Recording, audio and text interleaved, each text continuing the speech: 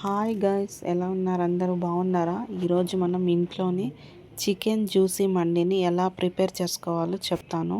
చూడండి, చూసిన వెంటనే తినాలనిపించేస్తుంది కదా. సో దానికి కావాల్సినవి చేసుకోవడానికి ముందుగా పచ్చిమిర్చి,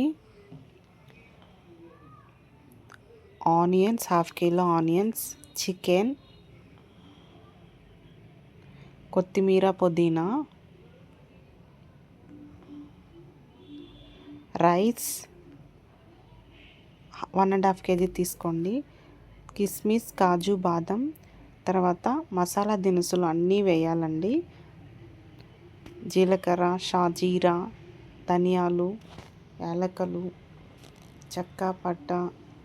సో మనం ఏవైతే మసాలా దినుసులు ఉంటాయో అవన్నీ కూడా తీసుకోండి. చూడండి, ఈ వీడియోలో చూపించిన విధంగా మొత్తం తీసుకోండి మసాలా దినుసులన్నీ. నెక్స్ట్ అల్లం వెల్లుల్లి పేస్ట్, మసాలా దినుసులన్నిటిని మిక్సీ జార్ పెట్టి పౌడర్ చేసుకోవాలి. చూసారు కదా, ఈ విధంగా పౌడర్ చేసుకోండి. దాన్ని పక్కన పెట్టుకోండి.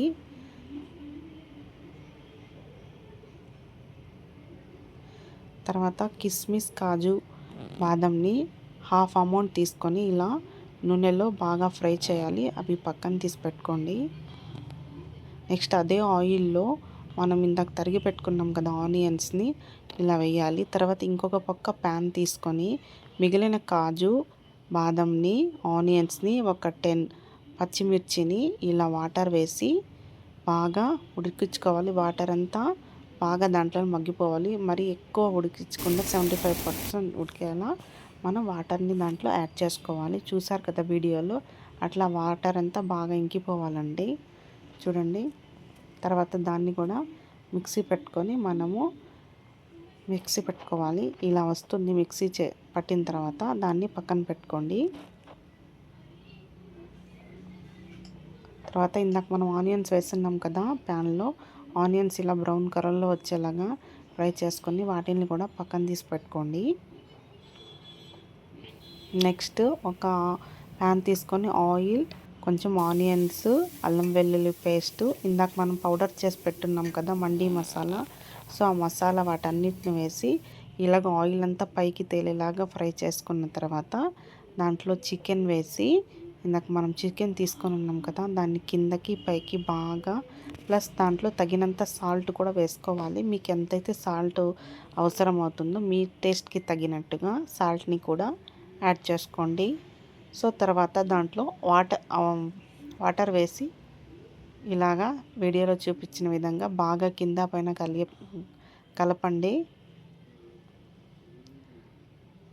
సో ఎక్కువ వాటర్ వేసుకున్న తర్వాత కొత్తిమీర, పుదీనాని కొంచెం పెద్దవిగా చేసి వేసుకోండి. సో ఇలాగా ఈ చికెన్ ఇలా ఉడుకుతూ ఉంటుంది, దాంట్లో వాటర్ అంతా బాగా వచ్చేస్తుంది. సో నెక్స్ట్ ఇంకొక రైస్ ప్యాన్ తీసుకొని దాంట్లో ఇందాక కట్ చేసాం కదా ఆనియన్స్ని ఇలా నూనెలో వేసి దాంట్లో అల్లం వెల్లుల్లి పేస్ట్ ఎంతైతే మీకు సరిపోతుందో అంత వేసుకోండి, మీరు తినే టేస్ట్ని బట్టి.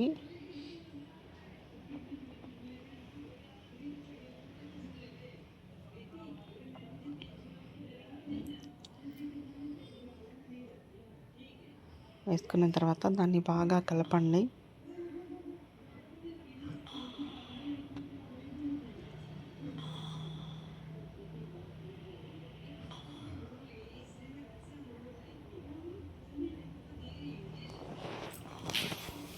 ఆయిల్ అంతా పైకి వచ్చేలా, పచ్చి వాసన అంతా పోయే విధంగా బాగా ఫ్రై చేయండి. తర్వాత ఇందాక మనం రెడీ చేసి పెట్టుకున్న మండీ మసాలాని కూడా వేసి బాగా ఫ్రై చేయండి. బాగా కింద పైన మొత్తం కలపండి.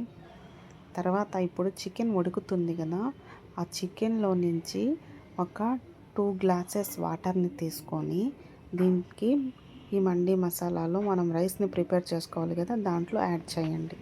ఓకేనా? సో ఎందుకంటే ఆ చికెన్ నుంచి వచ్చిన వాటరు దీంట్లో యాడ్ చేస్తే రైస్ అనేది చాలా టేస్టీగా సూపర్గా వస్తుంది. సో కాబట్టి ఇలా యాడ్ చేయాలి. మనం చేసేది చికెన్ జ్యూసీ మండీ కాబట్టి నేను ఇలా తీసుకున్నాను. మటన్ అయితే మొత్తం వాటర్ని అంతా తీసుకోవాలి. సో ఇంకొక పక్క మనకు చికెన్ కర్రీ అనేది రెడీ అవుతూ ఉంది.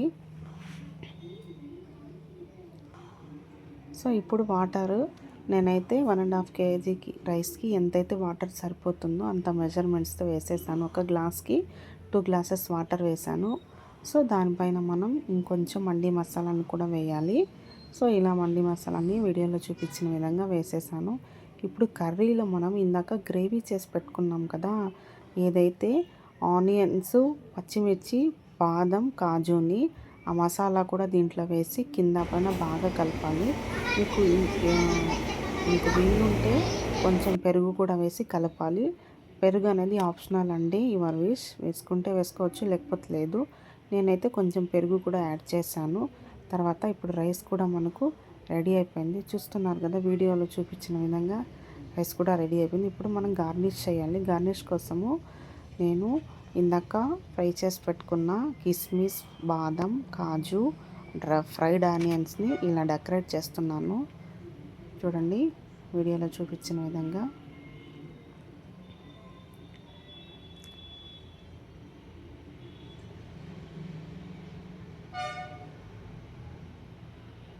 ఒక ఆనియన్ని కూడా సన్నగా తరిగి కొంచెం స్టైలిష్గా గార్నిష్ కోసం కొంచెం పెడుతున్నాను. మీకు వీలుంటే క్యారెట్ని కూడా గార్నిష్ చేసుకోవచ్చు. నెక్స్ట్ నేను ఇంకోటి కూడా యాడ్ చేస్తున్నాను, కీరా అండి. సో కీరా కూడా యాడ్ చేసి ఇలాగా మనము చికెన్ జ్యూసీ మండీని ఇంట్లోనే ప్రిపేర్ చేసేసుకోవచ్చు. సో రైస్ అనేది రెడీ అయిపోయింది. నెక్స్ట్ ఇందాక ఆల్రెడీ కర్రీ అనేది కూడా రెడీ అయిపోయింది కాబట్టి ఇప్పుడు చూడండి, చూసిన వెంటనే తినాలనిపించేస్తుంది కదా. సో నెక్స్ట్ టైం మీరు కూడా ఇలాగా నేను ఏవైతే మెజర్మెంట్స్తో చెప్పానో ఆ విధంగా మీ ఇంట్లో మీరు కూడా ట్రై చేసి ఒకసారి టేస్ట్ చేసి కామెంట్స్లో పెట్టండి. థ్యాంక్